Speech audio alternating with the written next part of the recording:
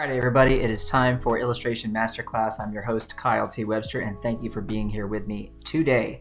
Something really fun today. We're going to talk about a very specific look that you see in illustration as well as animation, and this is the cel-shaded look is what people call it. It's a flat color with flat shadows, and you've got that nice clean crisp line art. Usually the line art is quite thin in terms of the weight of the line.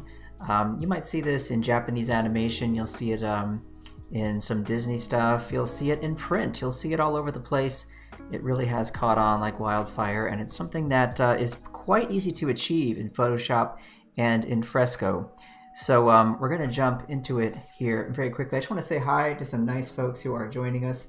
And before I do, I want to mention that if you are watching over on YouTube or if you're watching over on Twitter, then I cannot see the chat.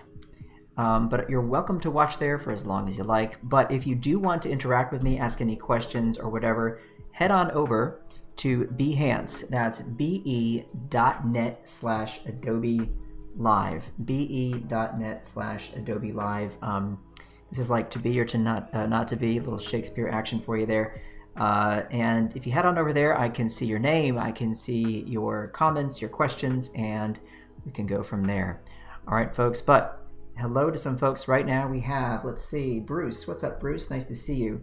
And Cryo, hello, Cryo. Wade, a very good illustrator himself, joining the chat. Check out his work. I see Umacorn is here as well. Umacorn, nice to see you. These are friendly faces who I've seen time and again. But listen, it's time for us to get right to it. So here I am right now in Photoshop. Now, in Photoshop, I went ahead and I did a sketch first, and I'm just going to turn all these off for a moment and show you. Here's a little rough sketch I did.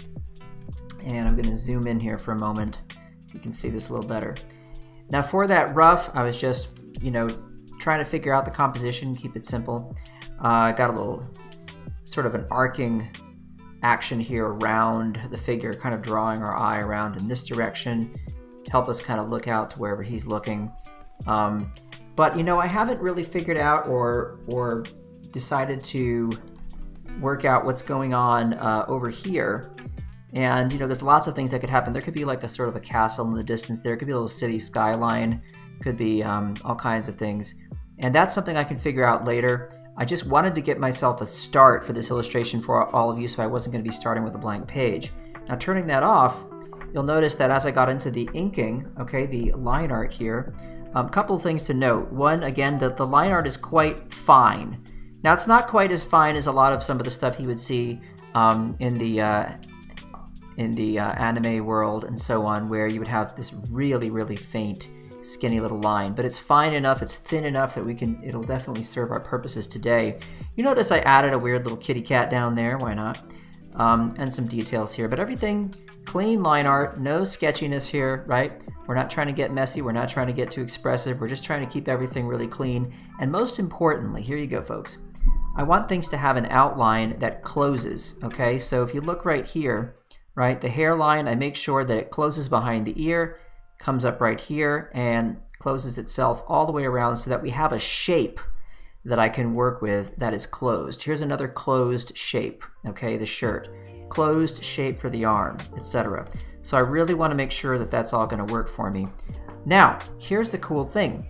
Because I saved this as a cloud PSD, what that means is I can then pop on over to do some of the coloring in Fresco by using reference layer fill, because that's such a handy dandy and quick thing. Hey, what's up, Peter? Got some more folks joining us.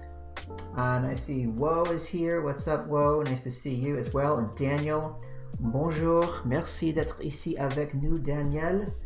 Je vois maintenant que vous êtes français et je suis content de vous avoir dans notre petite session de dessiner ensemble. D'accord.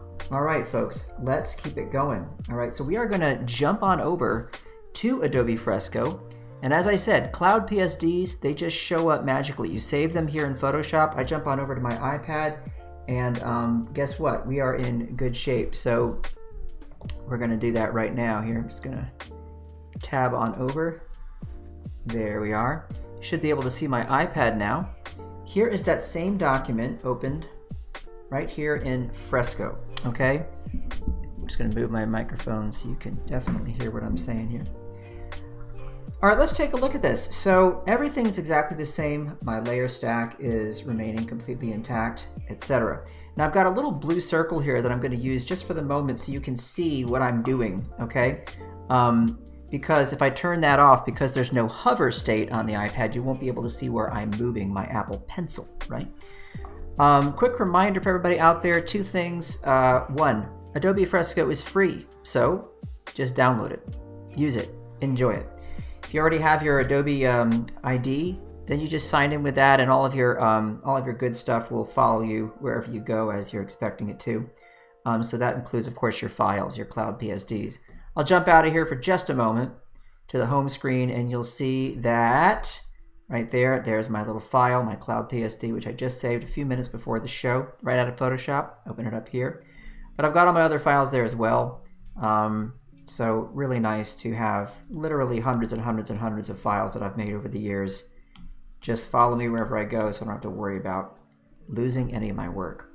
But back to this little character. Oh, thank you. It's good to know my Photoshop layers are preserved. I appreciate it. Alrighty, so here we go. I want to show you how to use reference layer fill to save some time.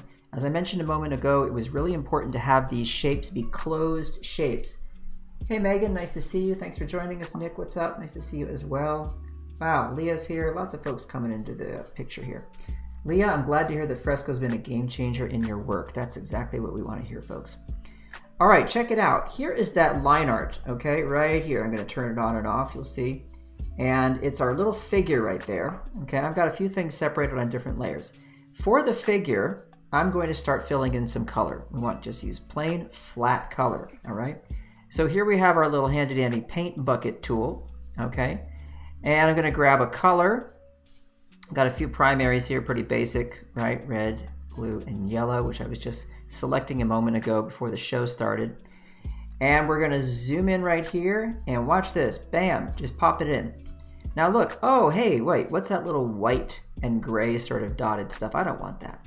Do you know why that shows up, gang? And you have the same issue in Photoshop. Why is that? Well, because of anti-aliasing, right? So that reddish color is bumping up against the gray pixels, right, that are attached to the black line art to make it so that there's a smooth transition from the line art into whatever's behind it, and that's that nice anti-aliasing. But we can do this. Look at our color margin slider right here.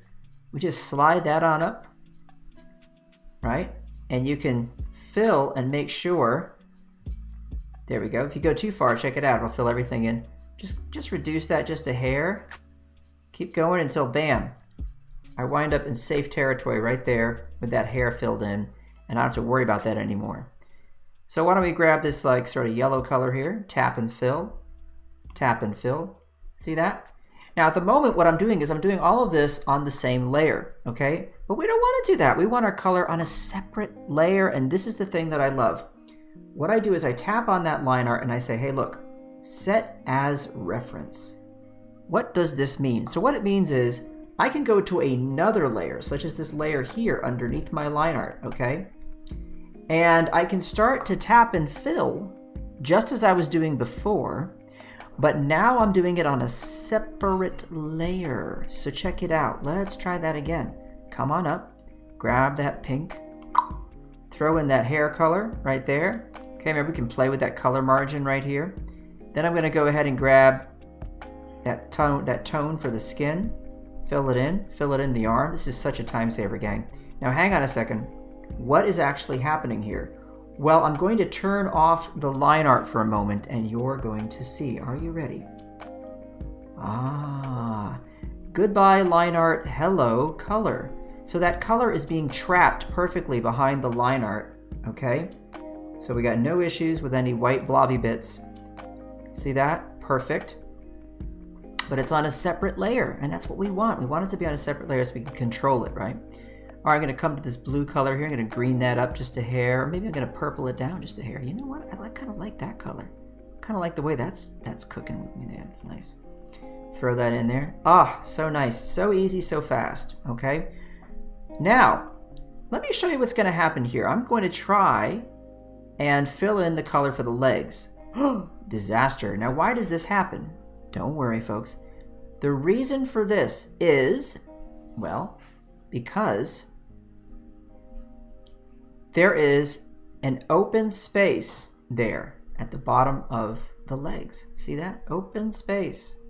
And so that is going to be problematic for us, all right? Now, the easiest thing to do would be to just draw a line or whatever. I could do that. But I don't want to do that right now because, frankly, for the art itself, I'm not really in the mood to have there being any lines that close that area. Now, if I temporarily want to draw a line just to fill it in, I could totally do that. No big deal. But here's my solution. I like to take the lasso tool, all right? And I like to do this. I just carve out a little area at the bottom where I know there's an open spot, and then I can just make a selection like that. And then I can add to that selection right here, and then right when I get to this little section right here, that's all I gotta do. So I don't have to be precise with any area of the selection except the little parts at the bottom where there's no overlapping line. Whoops, hang on a second. I'm in the wrong layer. There we go. Uh-oh. Sorry, gang, this is a bug. It shouldn't work like that. No worries. We'll just do it the old-fashioned way. I'm gonna grab my line art. Here we go. And come back to this layer, which is our reference layer fill. And I'll just close this off. Let me go back to the same brush I was using here. We are going to come down to, and this is the other cool thing, folks, all your brushes follow you. So I was using the new Spring 2022 brushes for this, and there's a very specific brush in there called Suave Snap, and there it is, Suave Snap. This is the brush I was using to draw with, okay? So I'll just come down here, and I'll just go ahead and close off that line art right there. And I'm gonna do the same right here. Just close that off. So now it's all connected. Come back to that color layer we were using a moment ago, and you'll see now there's no issue. Now if I want to, I can simply come back and erase away the little bits I just drew on my reference layer, okay? So no problem right there. So that's a quick little workaround for you, all right? Now for now, I'm gonna leave that shirt. I think I'm gonna leave it white for now, but that might change in the future, I don't know yet. But here's where I wanna get to the good stuff. I wanna talk to you about this sort of cel-shaded look, okay? So before I do anything else, I just wanna show you what that process is and how I like to do it. And everybody's got a different method, but I found this one to be pretty good. I'm gonna pause for a moment and see if there are any questions from anybody. Got the chat seemingly blowing up here. Hey Judith, nice to see you. Let's see. How do you get the brushes window to close? The brushes window. In Fresco or Photoshop, Angela? Looks like Wade answered your question there, that's good. But the answer is to just tap on the brushes again. So here's my brush window. Whoop, there it is, tap off of it. Or I could just start drawing. You should tap anywhere on the screen. Now if you're in Photoshop, you just close the brushes tab. Let's see here.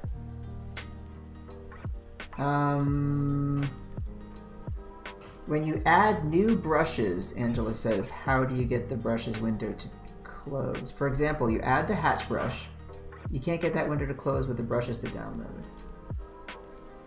Huh, interesting. Well, let's see, if I go to add new brushes, I just tap on this little plus sign, discover new brushes.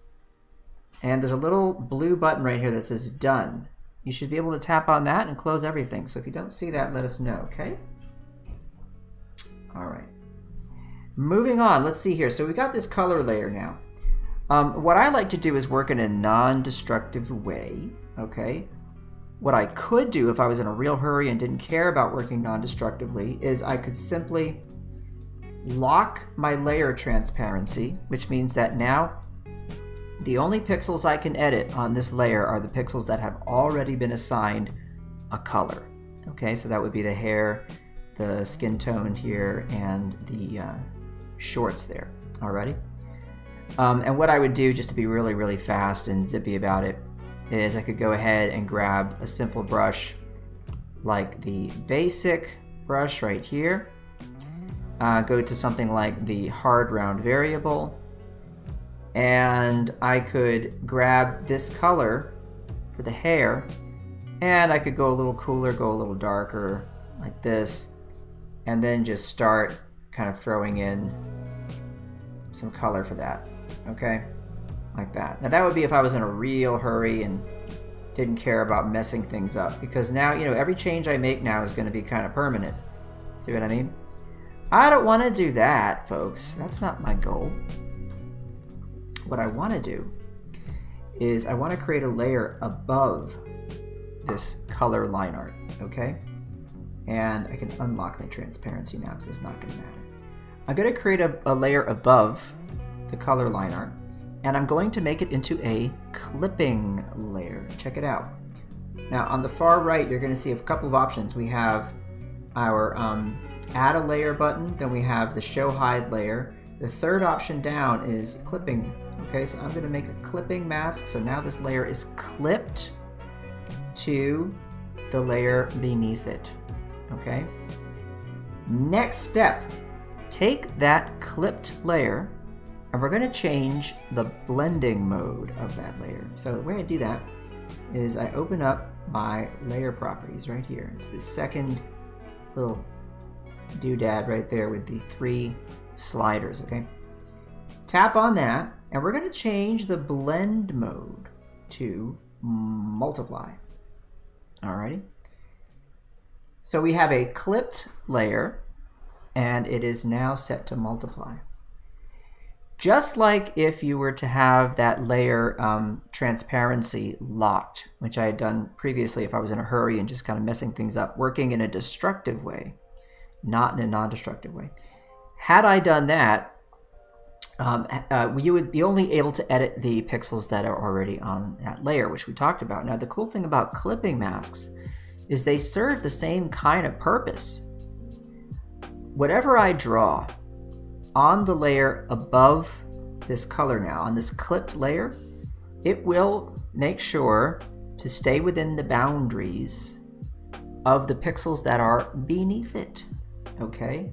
So check this out. You can see my brush right here.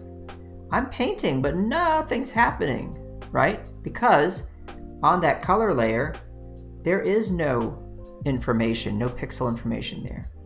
But have a look over here at the actual layer thumbnail right there. What do you see? You see me adding art. See that? It's there. It's on the layer. It's just not showing up. But if I come on over into this area where there actually are pixels, okay? Now we start to get somewhere. See that? Now it starts to actually do something, okay? So let me show you what I like to do. First things first, I take the layer opacity down somewhere in the vicinity of like 20 to 50%. So we'll try 40 for now, okay? Then what I do is I decide on a sort of universal color that I'm going to use for shading everything. And depending on the situation, I want something kind of warm or cool. Depends. But today what I want to do is something in the cool space. So I might go somewhere like here. And I make it, you know, not too dark and not too saturated. All right. So there's kind of a nice sort of a color to use. All right. And then I just start painting in that area there. Okay.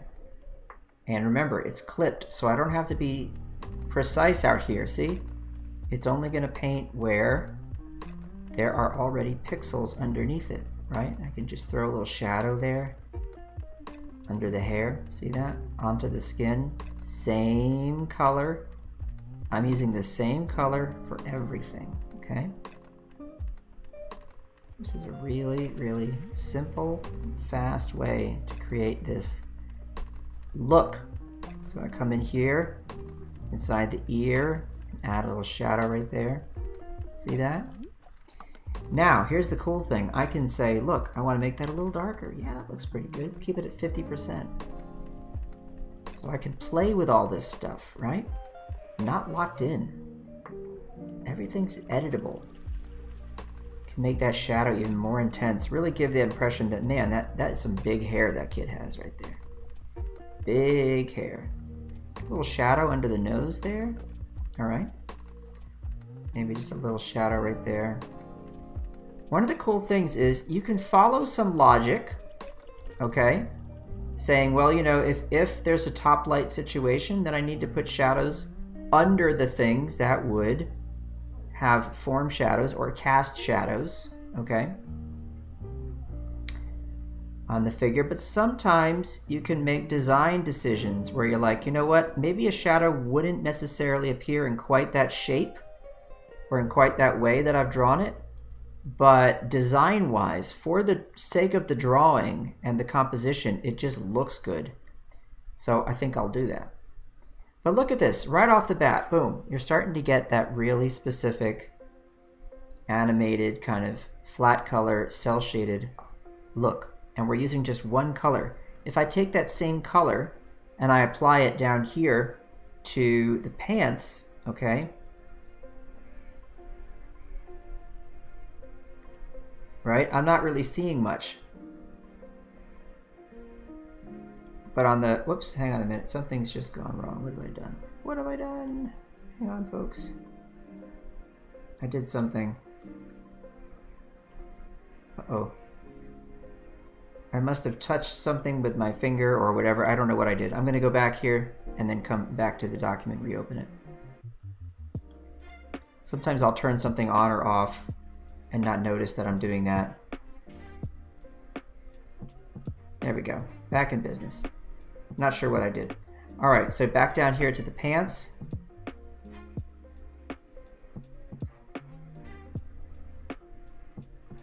Oh no, I see what I did. Oh, shame on me, guys. I filled in the pants in blue on the reference line art layer. I was so busy chit-chatting that I didn't even notice. For shame, Kyle. For shame, for shame, for shame. How bad. Well, you know what? For now, we're just going to have to leave it be.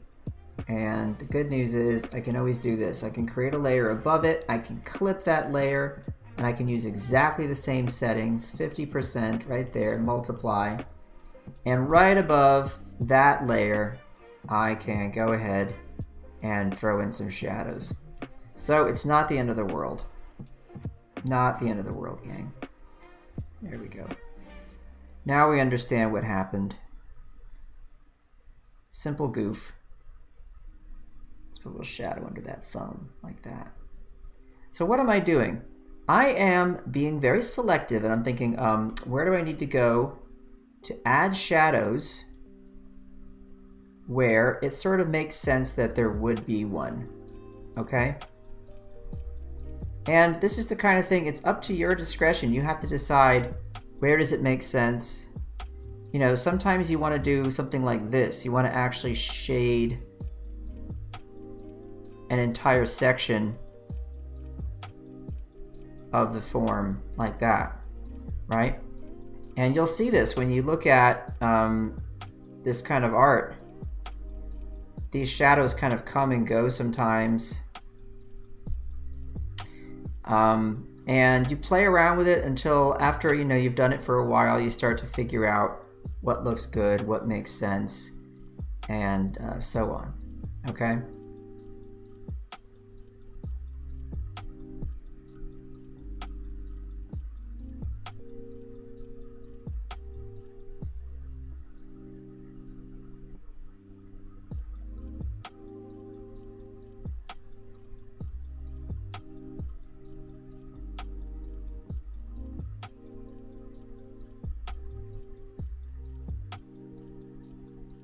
Throw a little shadow back there to separate that leg that's in front of us from the leg that is behind. See that? It's a lot of trial and error with trying to figure out which shapes you want to get to make it all look good. Sometimes I'll marry two shapes together like that, right? And sometimes I'll even just say, all right, you know what? That whole thing could be a little thicker. it's a design exercise. A lot of it is a design exercise, and that's what you got to do, is keep it you know, sort of conforming to some rules, but at the same time you're here we go, filling that blue right there. Like I said a second ago, you're also just kind of trying to figure out what might look cool, all right? So here's a rule, for example. These shorts, I know that they're going to be casting a shadow on the legs, right? So I can do that. And I can do this right here. This is just logical, trying to follow some rules of logic. And look at that, folks. Took no time at all, okay? We're about 25 minutes into the stream. I did a lot of chit chat, but here we are with our main character, pretty well designed and rendered. The only thing we don't have is the shirt. Now what I can do is, check this out, I come back, and this is still my reference layer. So if I come over here to this color art layer, I can click here, go to white, and I'm just gonna do something slightly off white. Okay, so it's still whitish, but not totally white. And I'll just fill that in there like that. Right, now the only reason you see those silly purple lines there is because of what I had done earlier. There we go. With that shadow layer. So all we have to do is come back to that shadow layer, and you'll see here that I can just erase that away. And then we can go right to our business because all our colors are remembered here in my color history. So I come right back to that shadow color I was using. And then I come to that clipping layer where the shadows are, right? And we continue this shadow shape right here because that makes sense. All right, folks. Sometimes you do what makes sense. Sometimes you don't worry about it. Totally up to you. Remember that illustration is not photography. One of the beautiful things about illustration is all the freedom you have to make these kinds of decisions, right, gang? It's one of the things I love. You can make things better than reality, right? You can make things better than reality. Do-do-do-do-do. Here we go.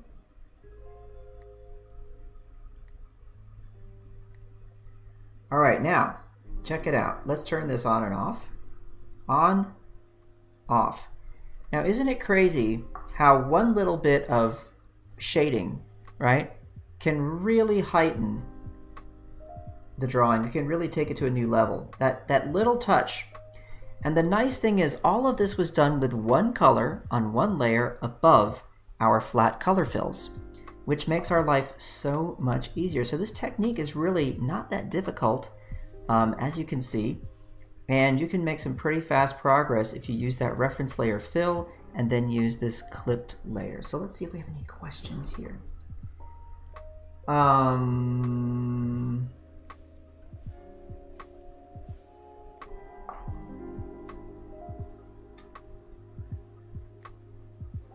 Let's see.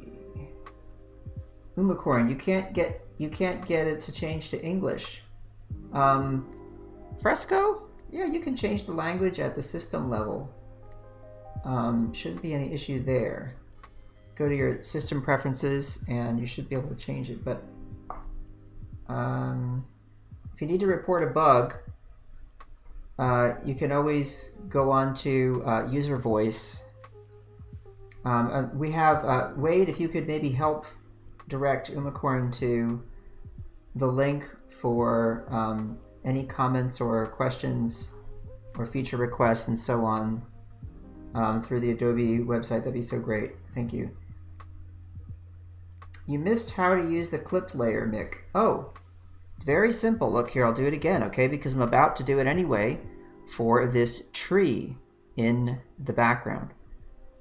So as it stands, you'll see that I have this tree right here, okay, on its own layer, right there.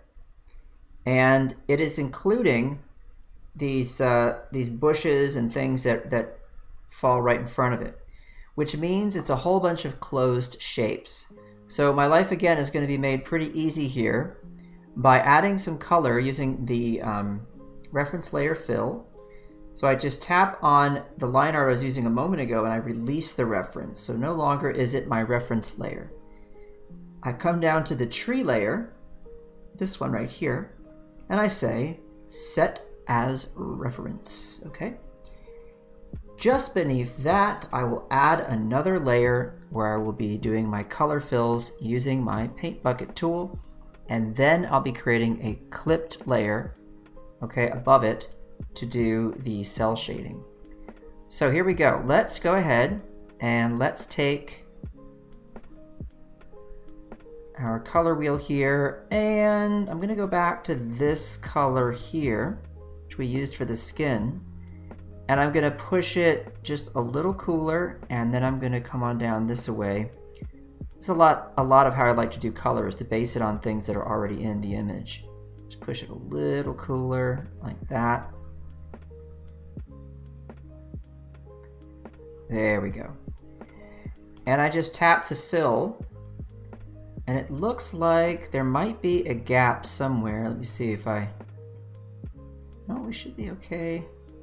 It could just be because the line art is really, really fine in one area.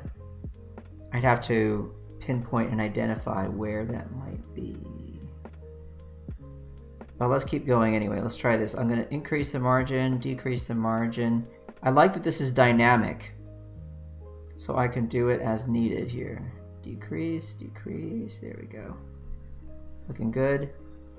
So far so good there. Come over here, more of the same, more of the same. See that? Very zippy. Come over here, more of the same. And we're almost there. Now in these teeny tiny little slivers where I see a little bit of white, I can just go ahead and use my brush and fill those in really fast. Takes no time at all. There you go.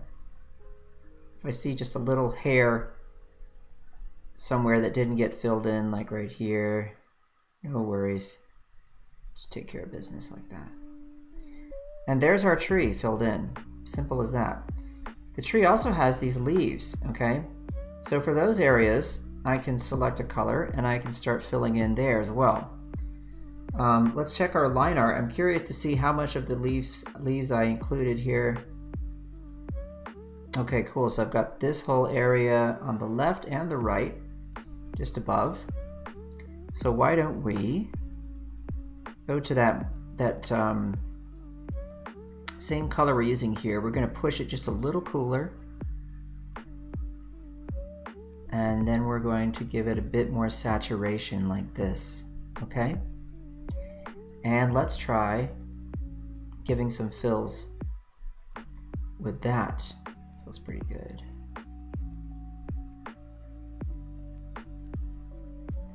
Leave that area open, tap to fill here, lovely.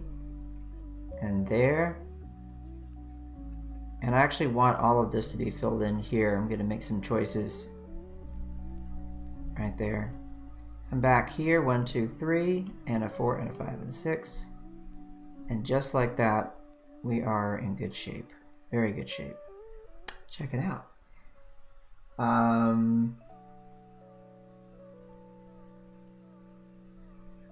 William says, when you open Photoshop documents in Fresco, they're in a group that says you can't edit them?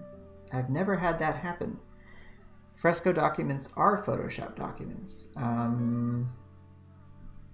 Interesting. Can you tell me more about that, William? Because I want to know what's going on with that. All right. Thanks, Bruce. Glad you like these colors. Now, what do I do for the cell shading? Well, same thing as before. And Mick, if you missed it last time, this is what we do with our clipped layer, okay? So we have our color layer right here. And, oh, hang on a minute. I'm not going to fall for this again, folks. So busy chit-chatting, I'm not paying attention.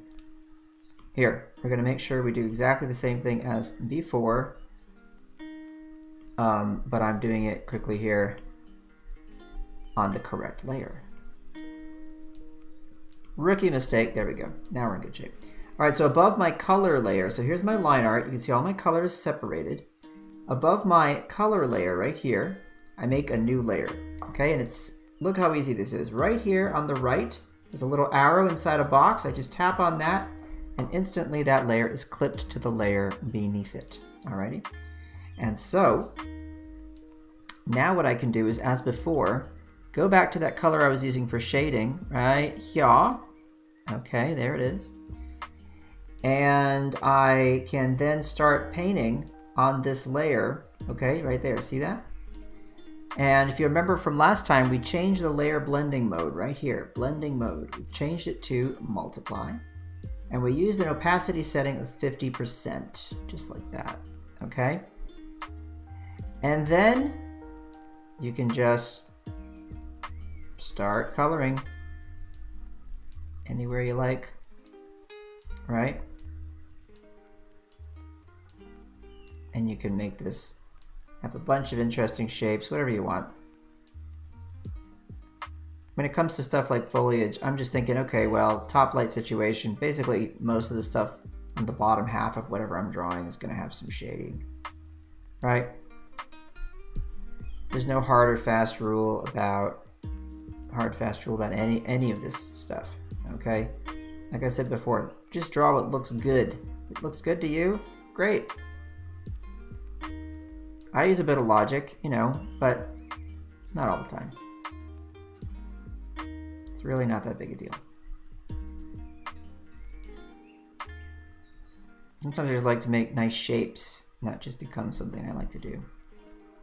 Play with shapes.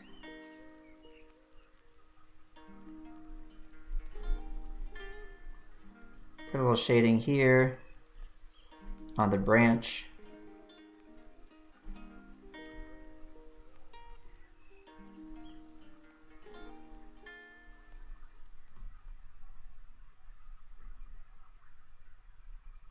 And you can see that even though I'm just doing this very quickly with no super well thought out plan, it looks fine, right?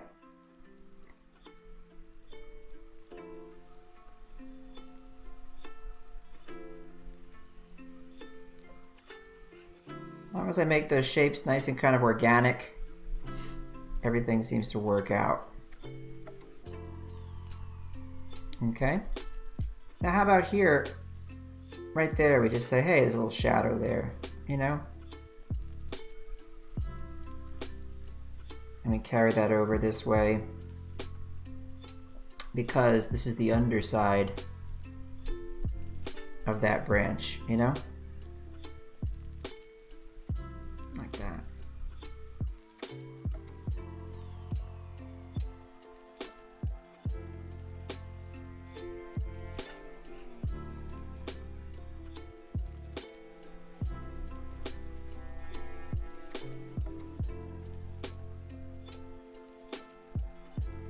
And then I can take all these, throw them in shadow like that, and then have some of that be visible. Like so. And there you go.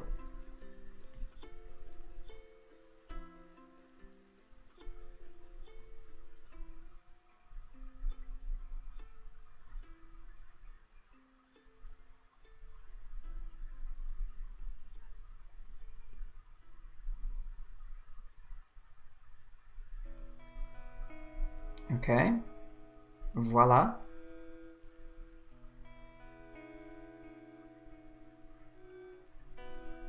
This whole area, I can go ahead and shade as well. And you can see what this is doing, all right? All right, let's see.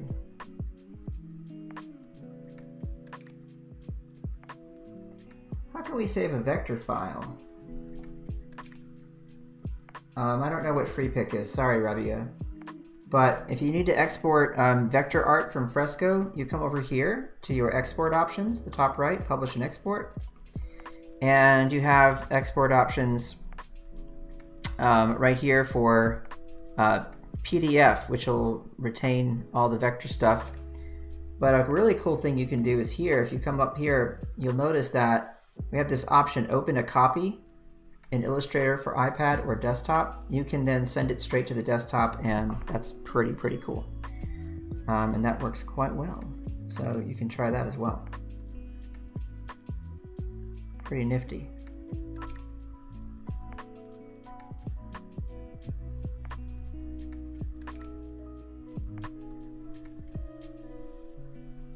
So now I'm just playing with the shape here, the shadow shapes, trying to just make it look interesting. That's more of a design exercise than anything else.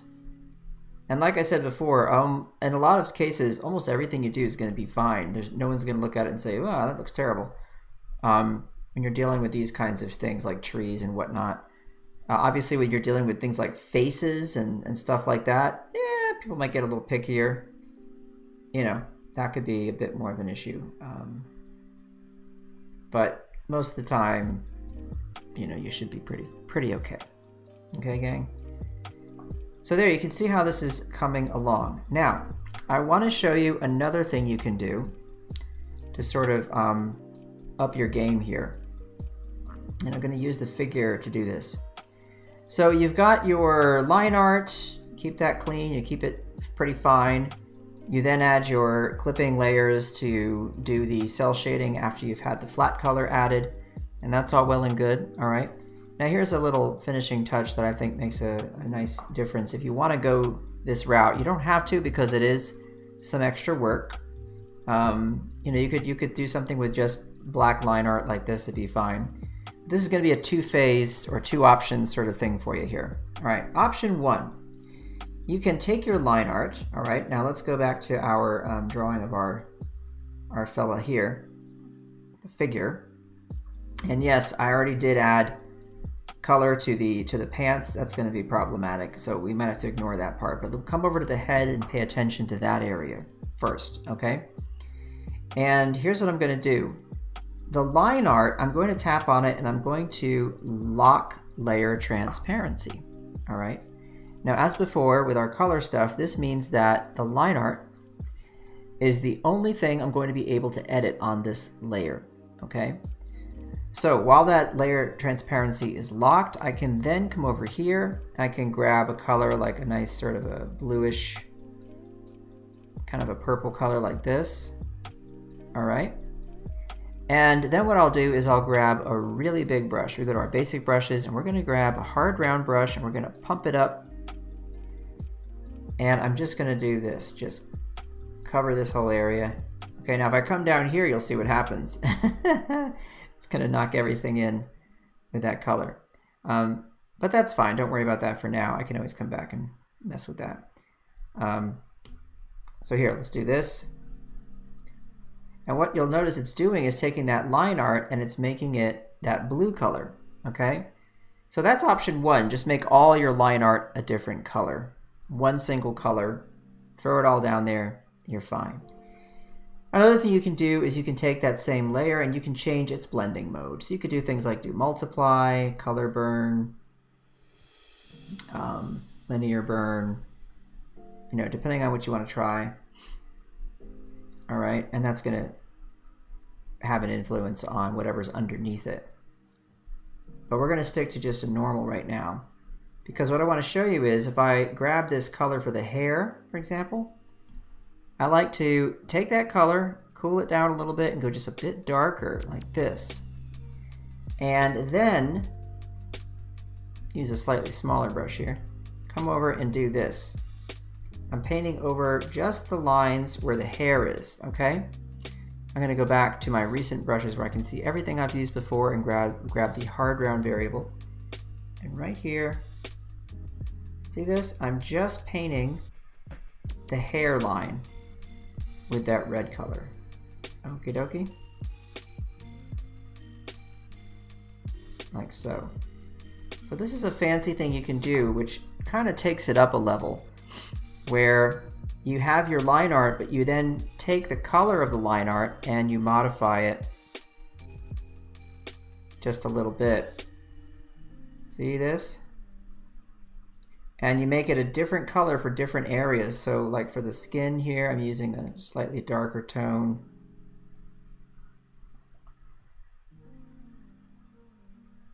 You could do this in Photoshop as well. Just painting it in. Like that. And I'm sure you've seen this look before where the line art is a different color all throughout the drawing.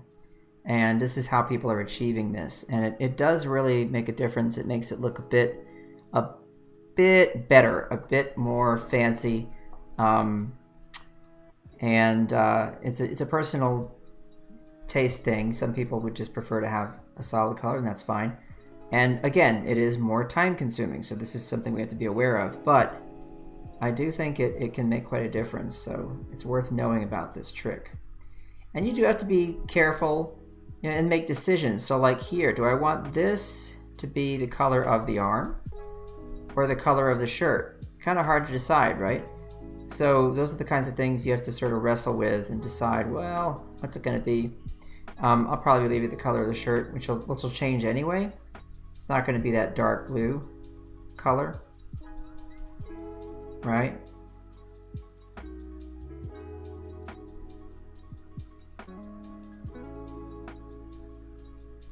Once I get into the thumb and all that stuff, this whole area is just going to be a problem because I used that blue from earlier. But you're getting the idea. Now, if I use this shadow color for the shirt, that could work. Could go a little less saturated. Try that out. Let's see.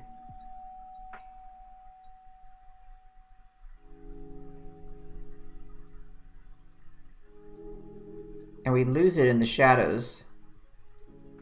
We don't want that. So we know we have to go at least as dark as the shadows. And that should be safe. There we go. And that is safe right there.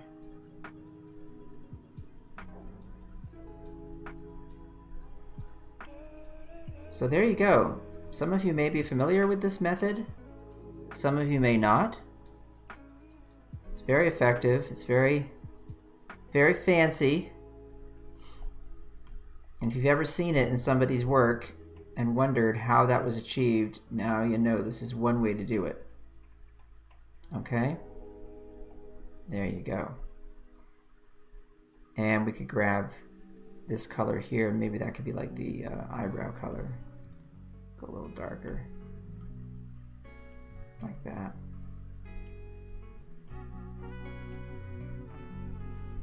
There. All right, what do you think? What do you think about that?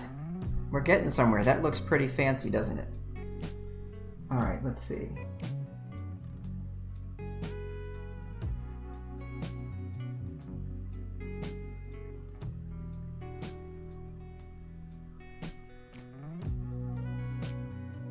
Crier, you haven't seen my trees, you say.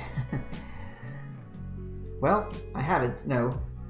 But if you're having trouble drawing trees, the best thing to do is copy them over and over again from sources that you like. It doesn't have to be from nature. If you see a certain way that some artist draws trees or paints trees, try following and understanding the logic they're using for those shapes and copy those over and over again. And you can have some pretty good results after that. Thanks, Wade. Good, Leah. I'm glad that's a helpful hint for you, helpful tip for you. Good.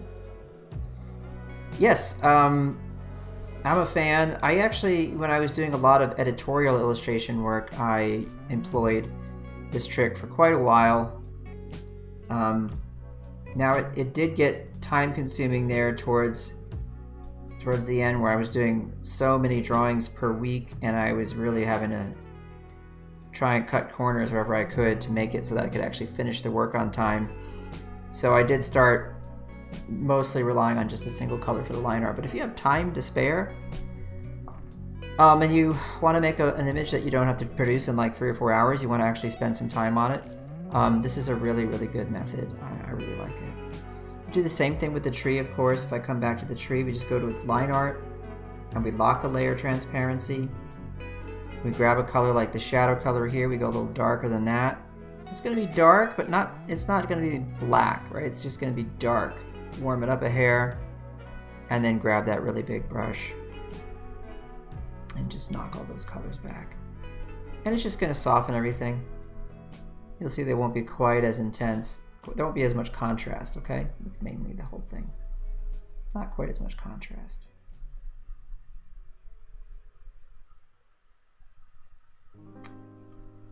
There you go.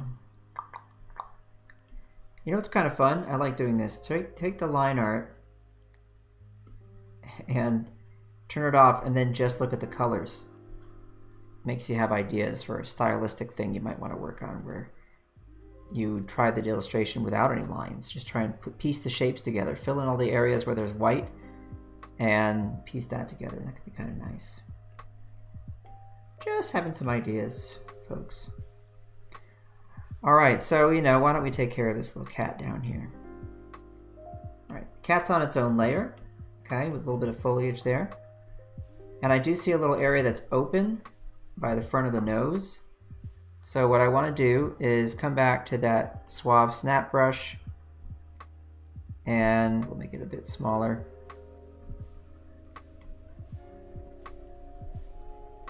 And we're just going to clean up that little corner right there. All right, little open spot right there too. Just making sure that I've got everything where it needs to be. Now, as we learned earlier, we're going to have an issue here with filling the color if there's an area here that's open. Since we have a couple of those, I can just draw a line to close those off, right? And now I can go and release the reference layer from the tree, and now set the reference layer for the cat. And I'll make a layer just underneath it and grab my paint bucket tool, and let's do a color that's similar to that sort of pink color there. Something is open there. Where is it? Trying to find it. Is it open? Yeah, there's an opening there somewhere. Don't see it. Did I miss? Maybe you all can help me find it. It's like being detective. I'll turn off the stuff in front of it. That might help me to see. Ah, of course. Look at that. Mystery solved. Let's go ahead and go back to our line art. And I'll just go ahead and just connect all that for now. There we go. Come back to the kitty cat. Wrong color. There we go.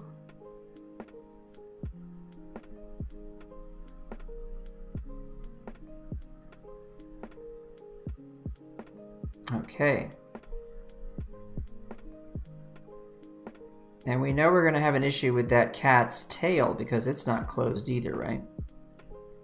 So for that, I can just close that up. Then I can come back here and I can just grab that, fill it. No problem. All right. Now what would you do for the line art of the cat? Well, as you can probably guess, you go ahead and you're going to change the color by locking layer transparency and then making everything happen the same way we did with our figure and the line art there and with the tree and so on. But this is that look that you see, that cel-shaded kind of look.